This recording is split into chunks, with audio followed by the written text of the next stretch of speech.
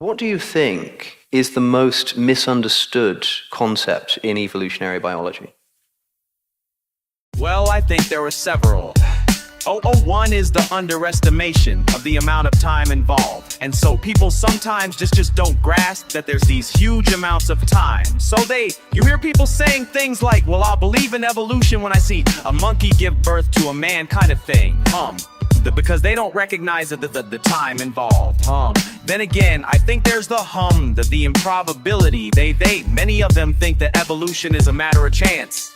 Because they think the only alternative to design is chance. And therefore, you do a sort of probability calculation. The probability of getting all the bits in the right place, whether it's a molecule or body. The probability of getting all the bits in the right place is negligible. I mean, it's 1 in billions, and they don't realize that it happened gradually. And you don't suddenly get something like an eye for all the bits falling into place in one fell swoop. What you have to get is a gradual improvement from a very simple primitive eye. A gradual improvement, step by step by step.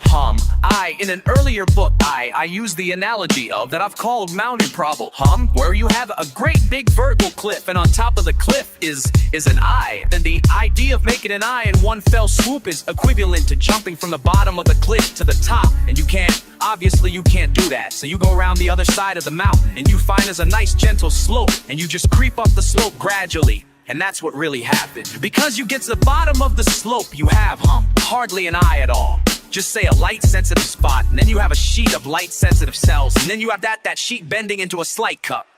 Which it just can't form an image, but it gives us a kind of vague idea of what direction light or dark is coming from. And then the cup starts to close in like that, gradually closing